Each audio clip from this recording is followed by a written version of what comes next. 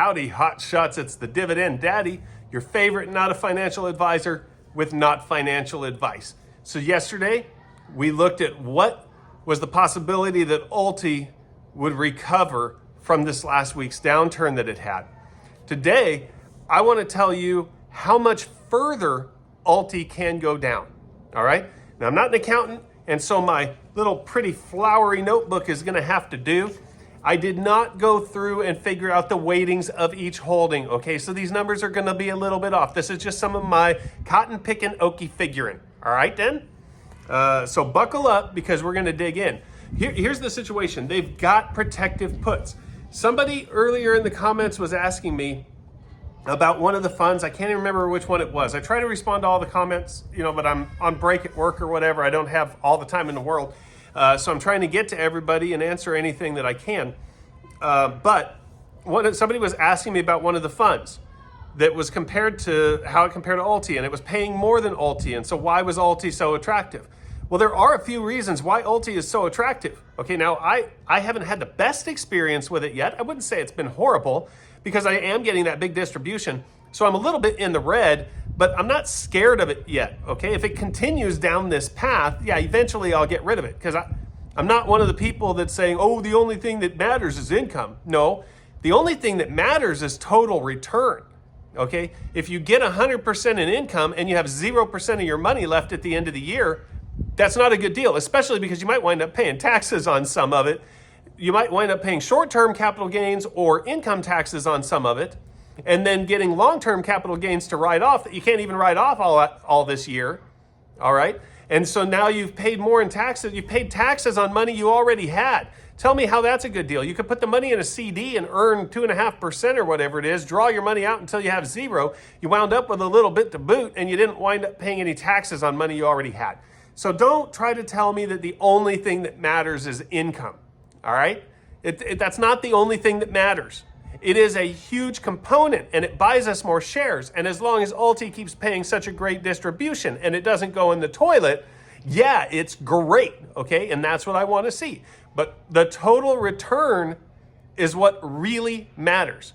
And that's what matters. If you just wanted to put your money in a growth fund and then sell off a portion of it each year as it goes up in value, you could accomplish the same thing, all right? So income is great, and I like buying more shares, and I don't want to have to sell off part of my shares. I want to continue to have potential growth in income from them. But the bottom line is, if the total return is going to be much lower than what you could have gotten in something else that was more conservative and not as risky as ULTY, because don't kid yourself, ULTY is risky. They are chasing high volatility stocks.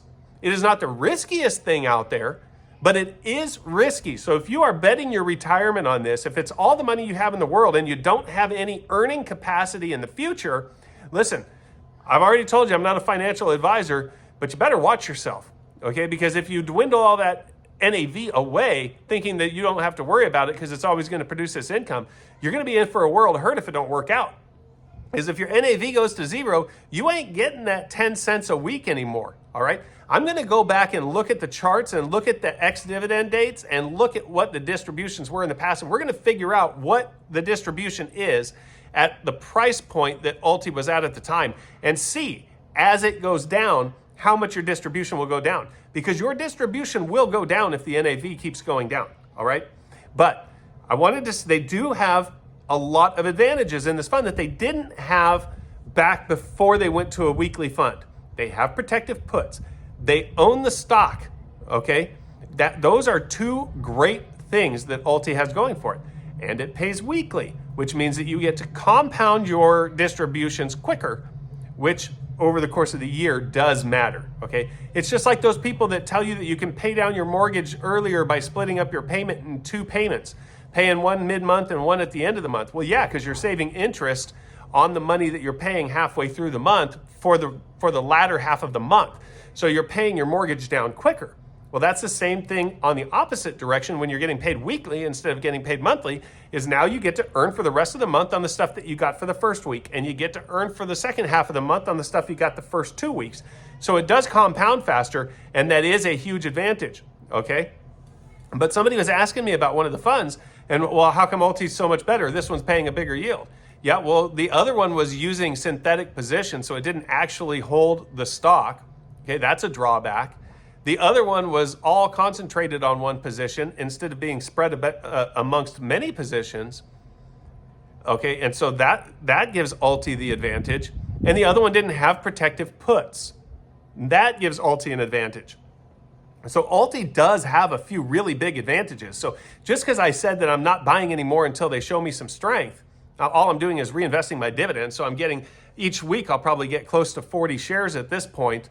I'm reinvesting those. I'm not taking that income out. So I'm not getting out of ULTY right now. I'll tell you when I do. I'm not gonna hide that from you and just keep talking about it. I'll tell you what I'm doing. Right now I have about 4,000 shares. And I'm just gonna sit there until I can see if they can level out, see what the economy's doing. The stock market overall has a big impact on ULTY. Okay, but ULTY does have some distinct advantages that a lot of these other high yield funds don't. One of the big drawbacks for ULTY is that it goes after high volatility stocks. That can be a drawback in your mind, or it can be a bonus in your mind. That's how they get that big yield. That's how they have that 88% distribution rate right now. It's because they're going after the high volatility stocks. But high volatility stocks are riskier. Now they've tempered that risk with the puts, all right, but they didn't eliminate it completely, because if they were selling at the money calls and buying at the money puts, it'd be a wash and you wouldn't get any income. You wouldn't get any gains, you wouldn't get any losses, but you wouldn't get any income either. All that would happen is they'd be charging you 1.3% every week. 1.3% a year, but withdrawn every week or whenever they do it. They would just be taking 1.3% of your money and then churning the funds and spending trading fees that come out of the fund too, and you wouldn't get any money. So they can't give you 100% protection, and they can't be selling at the money calls and still getting you gains. So what it appears that they're doing is they're selling calls very close but out of the money, and then they're selling puts a little bit further out of the money. Okay, that's what you have to do to generate an income. Now, if they own the stock and it goes up, they can roll those puts up and get closer to break even, but it's still going to be far away from the current price of the stock, and so there still is some downside possibilities. So I did not look at the weight of these stocks. For my figure in here, I just did an average weighted, the same weighting for all the stocks, okay? Because it was easier for me to figure. So this is just a WAG. If you don't know what a WAG is, ask down in the comments. I'm pretty sure somebody who's watched one of the other videos could tell you, all right? So light up your Pall Malls, pour yourself some cheap vodka. Let's get into them facts and figures. All right, so I got my flowery notebook here. Affirm, 78.72 is the current price. They have $72 puts. That's 8.5% of risk there. Applied Materials, 161.75. They have 155 puts. That's 4.1% of risk. Apple Oven, 438.68. Okay, they have 410 and 420 puts, so an average of 415. It's 5.3% of risk. ASTS, I never remember what that one is. It's 48.08. They have 45.50 puts. That's 5.3% of risk. Bitmine, 57.81. They have August 60 puts. So that one has not performed well in the fund. It's already in the money. Your downside is protected at this point. So 0% risk on that position as far as I'm concerned. Tell me in the comments if I'm wrong. Tell me if you've got some other figure that you have figured out that they have at risk. What they really should do right now with that is, in my opinion, is probably sell the 60 puts and roll it down to like a 57.50 put or something and collect a little bit of premium on it. But I don't know. They're fund managers. They know what they're doing, hopefully. Webull, 16. They have 13.75 puts. That's 14% of risk on that position. Coinbase, 317.55, and they got 305 puts. That's 3.9% of risk on the Coinbase position. This is something else to note. Listen to these positions. If you're bullish on these positions, this should look better to you. I'm going to give you the worst case scenario in my mind, given the current holdings that they have. Now, they can change the holdings that they have. They can trade in and out. On Monday, they could just dump every single one of these stocks and every single one of these calls and puts and go into all brand new stocks. So this is dynamic information, all right? So you have to keep looking. You have to keep coming back to this channel so that I can keep going over the holdings with you and showing you what they're doing. because if not, a month from now, this is going to be stagnant information, old information, rotten information. Galaxy, 2609, and they have an average of 2550 strike puts. That's 2.2% of risk. Robinhood, 11417, and they've got average of $100 puts. That's 12.4% of risk on Robinhood. IonQ, $40.23 with 37.25 average puts, 7.4% risk. Mara, 1567, and they own $14 puts. That's 10.6% of risk. MicroStrategy, 366.32. They've got the 347.5 puts at 5.1% risk. Nebius, 7162 is the current stock price. 63.50 average puts are what they own. 11.3% risk there. Oklo, 71.06 current stock price. 67.5 puts. 5% downside there. Palo Alto Networks, 177.09 is the current stock price. 160 puts is what they hold, so they've got a 9.6% exposure there as far as risk is concerned. Palantir, 177.17. They've got an average of 172.50 puts, so they're risking 2.6% there. Reddit, 246.50. They've got 212.50 puts, so 13.7% risk on Reddit. Rigetti, 16.65 with the $16 puts. That's 3.9% risk on Rigetti Computing. Supermicro Computer, it's 45.37 right now. They've got the 42.50 puts. That's 6.3% of risk. Supermicro Computer, 35 SMR. Maybe that's not Supermicro. That might be an energy company. 35.47. And they've got the 33.25 puts. That's 6.2% of risk. Target, 103.02. And they might actually get dividends from that position too. That might add to the income a little bit too if they hold it long term. It pays quarterly. 7.8% risk because they've got the 95 puts. Tesla's at 330.56. They've got the 325 puts, so that's 1.7% of risk on Tesla. Unity is 38.01, and they've got an average of $37 strike puts at 2.6%. And Upstart is 64.09. They've got the $59 puts, so that's 7.9% of risk there. So like I said, I didn't figure out the weightings. They've got different amounts of each of these stocks. I just averaged it across the board. They've got a 6.55% average potential downside, assuming that they continue to hold those puts. Okay. Now, does that mean you can't lose more money? No, because they could buy one of their short calls back and then sell one that's closer to the money, and then the stock goes up, and so they lost money on the one that they bought back, and they could still lose more money with their trades. Okay, this is just a guesstimate. 6.55% average risk, which means, assuming it's their current holdings, they have another potential 38 cents worth of downside. Right now it's at $5.90, I think. So that puts you close to $5.50.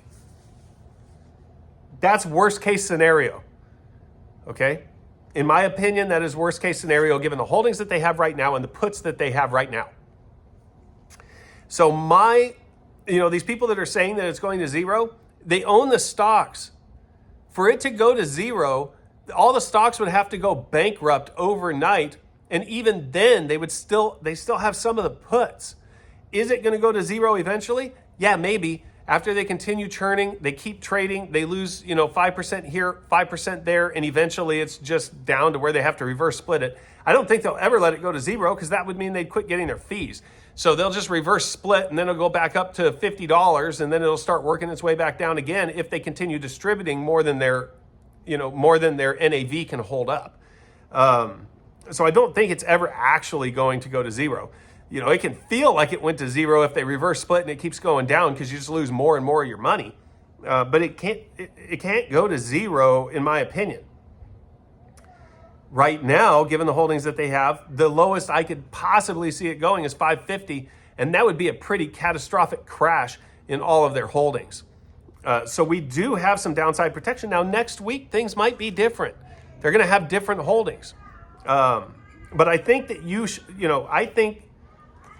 and I should take some solace in the fact that it can't go down that fast.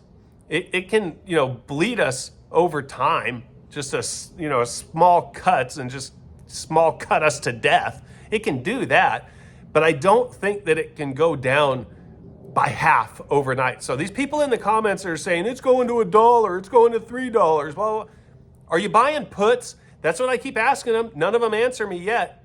If you think it's going to zero, you either aren't very confident in your statements or you just don't understand how to make money in the market. If you have something and you know when it's going to zero, because I've had people in there saying it's going to zero by year end, buy puts.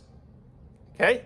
If you know for a fact it's going to zero, why would you not buy puts? I would be buying puts. If I knew it was going to zero and it was doing it fast, I'd be buying puts. So anytime one of you guys has some sort of insanely low price target on ULTY and says it's going to lose us our money overnight, that's going to be the question I ask you. Are you buying puts? Okay. Would I short this stock? No, because then I'd be responsible for the dividend. I don't want to short a stock and then have to shovel in more money to pay the dividend. If I thought it was going to zero, would I buy puts? You bet your ass I would. Okay, and so anybody out there that is telling us that it's going to go to $1 overnight, well, unless they're just complete morons, if they know it's going to $1 overnight, then they should probably be buying puts. Okay, we've already looked at the puts. They cost less than the distributions that ULTY pays. So why would you not buy puts if you think it's going in the toilet overnight, right? All right, so that's what I have to say today. 6.55% average downside, 38 cents. Like I said, those are just guesstimates because I threw some numbers down here in my flowery notebook, and I'll talk to you D-Gens later.